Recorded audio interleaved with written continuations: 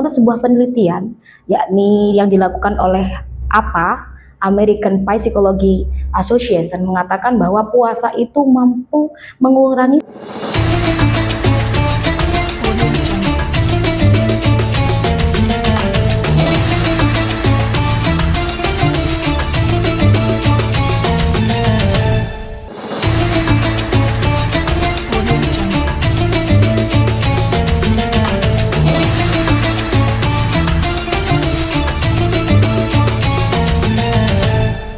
Assalamualaikum warahmatullahi wabarakatuh. Selamat datang di podcast Bima Sakti, Bincang Manfaat Satukan Hati. Senang sekali hari ini saya Sayyidah Miftahul Wahyu Masito dapat menemani Anda dalam perbincangan yang insya Allah sangat bermanfaat di bulan yang penuh berkah ini. Lalu bagaimana caranya agar di bulan Ramadan ini kita dapat menjaga kesehatan mental dan spiritual kita sehingga pada bulan Ramadan ini tidak hanya sekedar ritual belaka tetapi sangat bermakna bagi kita menjadi perjalanan yang menyenangkan, yang menenangkan dan tentunya mendekatkan kepada Allah Subhanahu wa taala. Tentunya saya tidak sendiri dalam podcast kali ini, telah hadir narasumber yang sangat hebat pada kali ini, yaitu Ustadzah Nurul Azizah, penyuluh agama Islam dari Kecamatan Tekok. Assalamualaikum Ustadzah. Waalaikumsalam, Ustazah. Bagaimana kabarnya hari ini Ustadzah? Alhamdulillah, insya Allah fi amanillah. Alhamdulillah. Ustadzah, hari ini kita akan membahas topik yang cukup menarik, yaitu tentang menjaga kesehatan mental dan kesehatan spiritual saat Ramadan ini. Ustadzah, menurut jenengan ini dalam perspektif Islam, kesehatan mental dan kesehatan spiritual itu seperti apa? Monggo silakan. Baik, Assalamualaikum warahmatullahi wabarakatuh. Sahabat Bima Sakti yang dirahmati Allah. Kesehatan mental menurut Islam itu adalah kemampuan seseorang untuk mengelola jiwanya menjadi tenang, kemudian pikirannya menjadi tenang, serta hubungan sosial dia juga menjadi baik. Sedangkan kalau kesehatan spiritual adalah kemampuan seseorang untuk mencapai sebuah kedekatan dengan Tuhannya, sehingga kualitas ibadahnya menjadi lebih baik. Dan juga bagaimana seseorang itu mampu berhubungan baik dengan orang lain atau disebut dengan dimensi sosial, berhubungan baik dengan diri sendiri atau disebut dengan dimensi personal, atau berhubungan baik dengan alam serta lingkungan. Mungkin seperti itu. Sangat menarik sekali. Berarti kesehatan mental ini lebih menekankan kepada ketenangan, Betul sekali. Lalu apa korelasinya Ustazah terkait ibadah puasa terhadap kesehatan mental, khususnya untuk mencapai ketenangan itu, Ustazah? Baik, puasa ini sangat menarik sekali memang, karena Allah itu sudah memberikan kita sebuah bulan yang sangat mulia ini, di mana kita diharuskan untuk berpuasa di bulan ini. Dan menurut sebuah penelitian, yakni yang dilakukan oleh APA, American Psychology Association, mengatakan bahwa puasa itu mampu mengurangi stres, mampu mengurangi kecemasan serta depresi.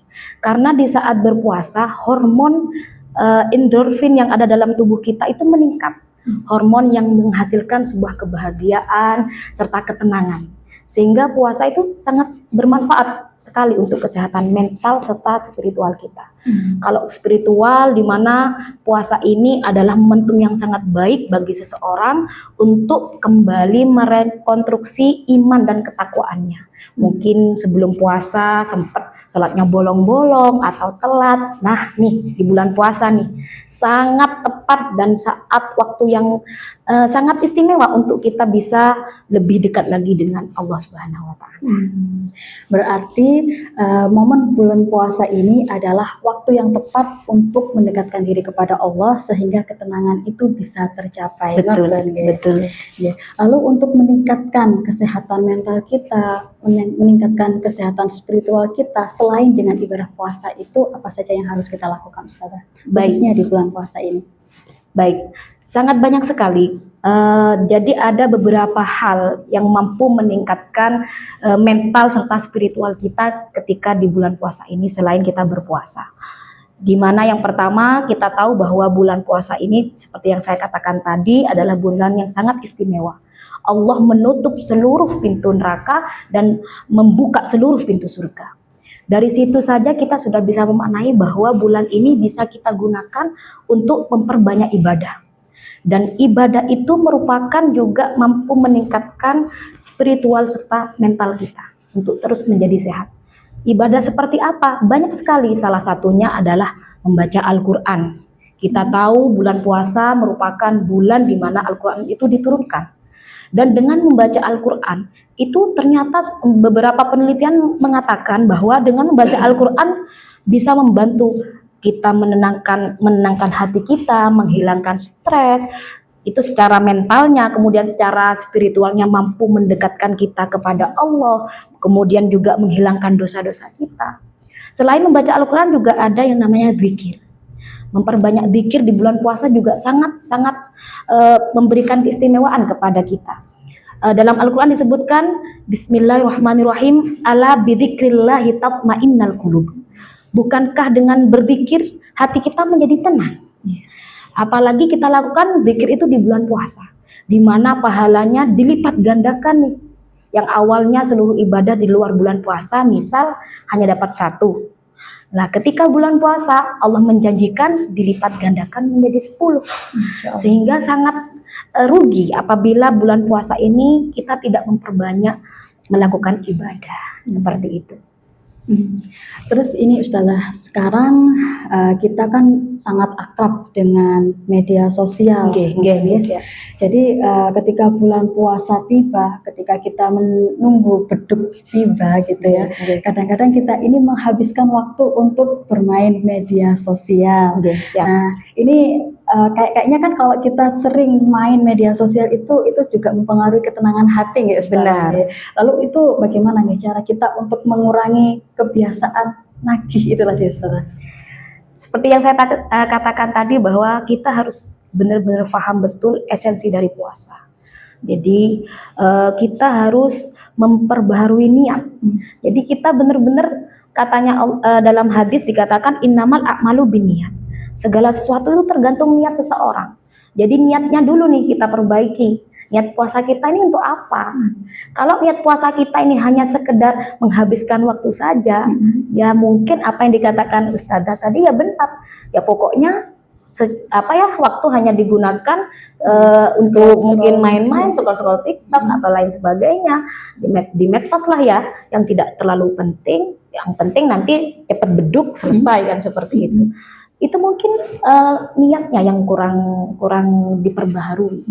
Kalau niat seseorang itu baik dari awal, jadi dia tahu bahwa puasa, dengan saya berpuasa ini waktunya nih aku memperbaiki diri. Mungkin kemarin kita berlumuran dengan dosa, di saat berpuasa kita fastabiqul khairat, kita berlomba-lomba dalam kebaikan, memperbanyak kita beristighfar, kemudian memperbanyak baca Al-Quran, kemudian sholat kita diperbaiki.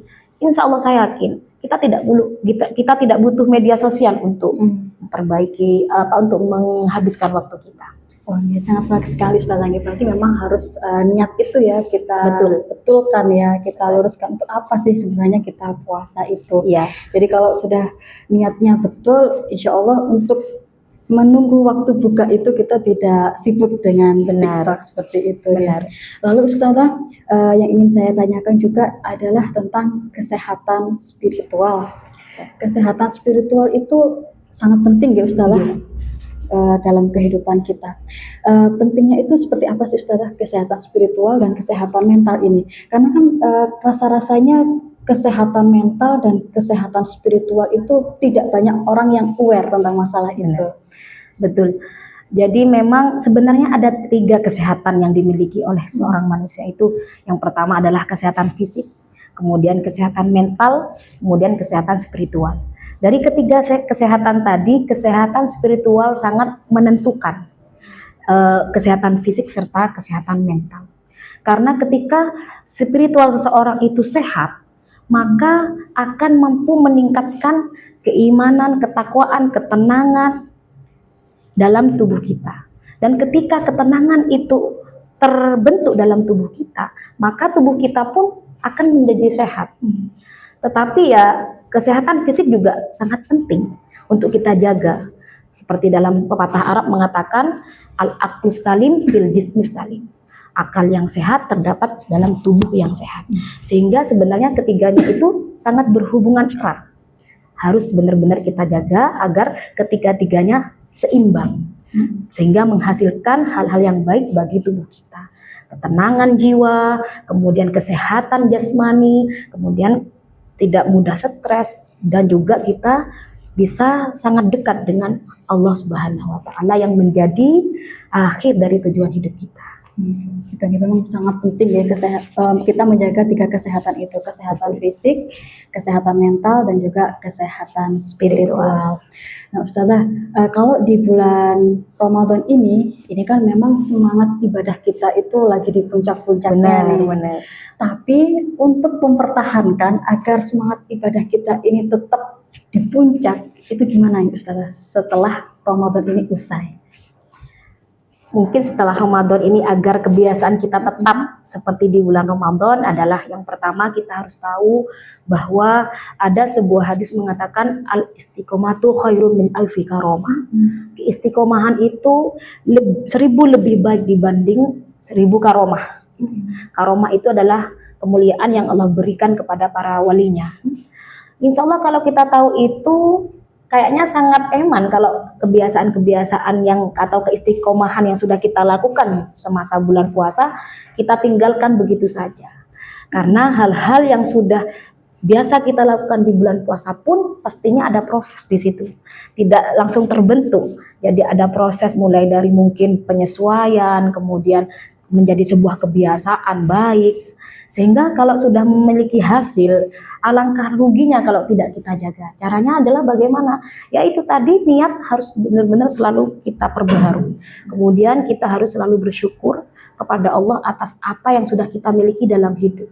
Sehingga kalau manusia itu sudah bersyukur atas apa yang dimiliki dalam hidup, manusia itu akan selalu bahagia, akan selalu tenang jiwanya. Jadi dia tidak butuh apapun untuk meningkatkan meningkatkan kebahagiaan, meningkatkan tidak perlu. Yang penting harus kita jaga adalah rasa syukur kita. Rasa syukur kita harus selalu kita jaga. Kemudian yang selanjutnya adalah ikhlas. Ikhlas dalam melakukan apapun di dunia ini.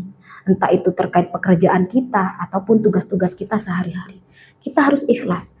Apapun hasilnya, yang menentukan hasil adalah Allah. Tugas kita hanyalah do the best, melakukan yang terbaik dalam hidup kita. Yang terakhir adalah tawakal, memasrahkan seluruh urusan kita kepada Allah. Insya Allah kalau beberapa sifat itu dimiliki, walaupun bukan bulan Ramadan pun, kita ini akan terdorong untuk selalu mendekatkan diri kepada Allah, menjaga kesehatan fisik kita, menjaga kesehatan mental kita, serta menjaga kesehatan spiritual kita. Sangat menarik sekali Ustazah. Saya menggarisbawahi tentang syukur tadi. Secara tidak langsung jenengan mengatakan bahwa dengan syukur itu kehidupan kita akan jadi lebih tenang. Betul. Ini kembali lagi Ustazah. Kita ini kan tidak menafikan ya keadaan. Memang semua orang itu pasti main media sosial. Benar. Nah, terus di media sosial itu kan sering juga menampilkan kehidupan orang lain yang kadang-kadang itu bisa mencuri rasa syukur kita. Benar. Nah, itu jenengan ada tips dan trik buat Ustazah terkait agar kita ini rasa syukurnya tetap terjaga. Benar. Walaupun kita bisa melihat orang lain punya kenikmatan yang jauh mungkin lebih bahagia dibanding kita. Baik. Dalam sebuah keterangan di kitab dikatakan bahwa kalau terkait dunia, kita itu harus melihat kepada yang lebih bawah dibanding kita. Jadi rasa syukur kita itu tendensinya atau standarnya itu kalau tentang dunia itu harus melihat yang lebih bawah kita. Misal ya, kita hanya memiliki sepeda motor nih. Ini kan dunia nih. Terus kita jangan melihat orang yang punya mobil. Karena tidak akan ada rasa syukur di situ. Tapi coba kita lihat orang yang hanya oleh Allah masih diberi sepeda untuk dikayuh gitu kan ya, atau mungkin mereka yang tidak memiliki apa-apa, fakir miskin, atau mungkin mereka yang oleh Allah diuji dengan badannya yang tidak utuh. Nah ini kan perlu akhirnya kita bisa refleksi, oh iya ya Allah, aku lebih beruntung dibanding dia. Makanya kalau tentang kebahagiaan duniawi kita tidak boleh melihat ke yang atas. Baru kalau tentang ukhrawi alias akhirat, tentang ilmu apa, itu malah kita diperintahkan untuk melihat yang di atas. Ada orang nih lebih alim dibanding kita. Kita mampu membaca Al-Quran seperti ini. Tapi ada yang lebih mampu dengan kualitas yang lebih baik. Itu harus kita iri. Kita tidak boleh merasa sudah puas dengan apa kemampuan yang kita miliki. Tapi ketika ada orang, oh itu kok lebih alim, dia lebih mampu dalam apa ya, kedekatan sama Allah dia lebih dekat, kita harus iri. Bagaimana nih caranya ya bisa sedekat itu sama Allah? Bagaimana ya caranya dia bisa memiliki kecerdasan seperti itu? Ya sehingga memang ada batasan dalam Islam yang mengatur tentang kapan sih kita itu harus bersyukur dan kapan kita itu meningkatkan kualitas diri kita agar menjadi lebih baik. Seperti itu. Ini sangat menarik sekali, Ustazah. Kemudian ini terkait statement tadi yang jenengan sampaikan bahwa memang puasa ini ternyata bisa menjadi tempat kita belajar untuk mengasah empati mungkin ya. Benar. Jadi kalau kita berempati, rasa syukur itu mungkin akan muncul. Nah, tunggu Ustazah. Mungkin ada tips dan trik Ustazah untuk kesehatan mental kita dan kesehatan spiritual kita agar tetap terjaga di bulan puasa ini? Yang pertama adalah mungkin tadi melaksanakan beberapa ibadah yang meningkatkan ibadah kita di bulan puasa. Jadi sholat kita diperbaharui. Sholat ini sangat membantu bagi kesehatan mental kita. Apalagi sujud, di mana dikatakan sujud itu bahkan bisa memperlancar aliran darah ke otak. Bahkan beberapa dokter mengatakan bahwa ibu hamil itu harus memperlama sujud karena otot itu semakin kuat ketika sujud, memperlancar dia persalinannya. Jadi sholat itu dari segi kesehatan sudah memiliki banyak manfaat, apalagi dalam segi spiritualnya, di mana dengan sholat adalah media komunikasi kita dengan Allah. Ya ibarat kalau bahasa sekarang itu sudah chatting. Ya kita bisa chattingan sama Allah itu by sholat. Jadi dengan sholat itu kita tinggalkan semua urusan duniawi, kita letakkan nih, ini waktu yang sangat spesial, yang tidak boleh kita campur adukan dengan dunia.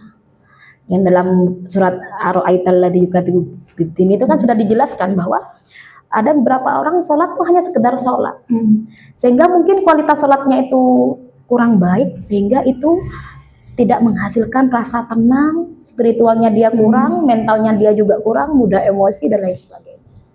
Kemudian juga bisa dengan tadi itu berwudu juga bisa, Ustazah. Berwudu itu juga bisa meningkatkan kesehatan spiritual kita dan juga mental kita. Dimana dengan berwudu ada rasa tenang yang dirasakan. Bahkan ada perintah untuk dawaimul wudu. Kita itu dalam satu hari itu kalau bisa punya wudu terus. Karena dengan berwudu energi dalam tubuh kita itu semakin meningkat. Itu sudah memang dilakukan beberapa riset juga dikatakan. Kemudian juga menjaga tidur. Menjaga tidur. Karena kalau orang kurang tidur, Ustazah, otomatis emosinya itu akan mudah tersulut, kemudian dia mudah lelah ya, karena dia kurang tidur, dia lelah, emosinya mudah tersulut nih. Atau juga bisa kita menghindari lingkungan atau orang-orang yang mampu menyulut emosi kita. Jadi misalnya kita ketemu sama si A, mampu membuat kita emosi selama bulan Ramadan, nggak usah ketemu dulu deh. Sama lingkungan-lingkungan yang benar-benar bisa membuat kita tenang, sejuk, damai gitu. Dan juga mungkin olahraga. Olahraga ini juga penting. Jadi kalau habis subuh jangan tidur. Kalau habis sahur kan langsung sholat subuh nih. Habis sholat subuh nggak boleh tidur. Dalam kitab juga dikatakan nih, setelah sholat subuh itu kalau misalnya tidur itu mengurangi rezeki. Jadi itu secara Islamnya. Secara bagi mental serta tubuh kita adalah kan memudahkan kita untuk lemas, kemudian tidak bersemangat gitu. Terus ya memang ada yang mengatakan bahwa tidur di bulan puasa itu berpahala. Tapi maksudnya itu adalah ketika ada maksiat yang hendak kita lakukan, lebih baik tidur. Tapi bukan berarti terus tidur sepanjang hari itu. Kan katanya tadi bulan puasa bulan dimana seluruh pahala ibadah kita dilipat gandakan nih. Jadi sangat rugi kalau Emang misalnya ya, Ustazah. nggih, bulan puasa hanya dibuat untuk tidur. Seperti itu. Ya, kembali lagi Ustazah, ini tentang emosi. Nggih. Kita tahu ya manusia itu dalam satu hari Nggih. emosinya kan pasti bermacam-macam. Betul. Ada kalanya kita dapat emosi yang positif. Benar. Itu alhamdulillah gitu. Tapi Alhamdulillah. kalau dapat emosi negatif, ini gimana ya cara kita untuk mengelola emosi negatif ini? Biar apa ya pahala puasa kita ini tidak hanya berupa lapar dan dahaga aja gitu. Ustazah. Oke. Yang pertama mungkin sabar. Sabar ya. Ya, emosi negatif ini kan muncul dari nafsu ammaroh, ammarotin bisu. Nafsu ammaroh itulah yang menghasilkan emosi tadi, emosi negatif tadi. Sehingga untuk melawan nafsu ammarotin bisu itu memang hanya dengan kesabaran. Innallaha ma'as-sabirin. Kita harus selalu ingat itu. Allah selalu bersama dengan orang sabar. Sabar, memang sabar itu mudah diucapkan, sulit dilakukan. Nah, mungkin kiat-kiat untuk sabar adalah ya kita tadi itu menghindari orang-orang yang mungkin bisa membuat kita emosi, kemudian selalu introspeksi diri, kemudian ya mungkin dengan banyak wudhu juga bisa membuat sabar, karena kan emosi itu api, ya. wudhu itu air. Sehingga api kan bisa dipadamkan dengan air nih. Jadi mungkin bisa dengan berwudu, akhirnya emosinya bisa padam. Seperti itu. Jadi untuk mengolah emosi negatif itu ya dengan sabar dan dengan berwudu. Sahabat Bima Sakti yang berbahagia, banyak sekali ilmu dan informasi yang telah diberikan oleh Ustazah Azizah kepada kita semua. Mungkin sebelum perbincangan ini kita akhiri, ada closing statement dari Ustazah Nurul Azizah, kami persilahkan. Baik, terima kasih sahabat podcast Bima Sakti yang dirahmati Allah. Bulan puasa adalah bulan yang sangat istimewa. Momentum ini harus kita gunakan untuk menjaga kesehatan spiritual serta kesehatan mental kita. Dengan apa? Mungkin dengan beribadah, misal sholat, zikir, kemudian memperbanyak silaturahim, dan lain sebagainya. Sehingga kualitas ibadah kita semakin meningkat, kemudian puasa kita juga bisa semakin membaik. Mungkin demikian dari saya yang bisa saya sampaikan. Terima kasih. Ya, baik Ustazah Azizah, kami ucapkan terima kasih karena telah meluangkan waktunya untuk hadir dalam podcast kita kali ini. Semoga apa yang telah disampaikan oleh Ustazah Nurul Azizah dapat bermanfaat bagi kita semua, dan tentunya Ramadan kita dapat berjalan dengan menyenangkan, menenangkan, dan tentunya mendekatkan diri kepada Allah Subhanahu wa Ta'ala. Amin. Cukup sekian dari kami. Kurang lebihnya kami mohon maaf. Kami akhiri. Assalamualaikum warahmatullahi wabarakatuh.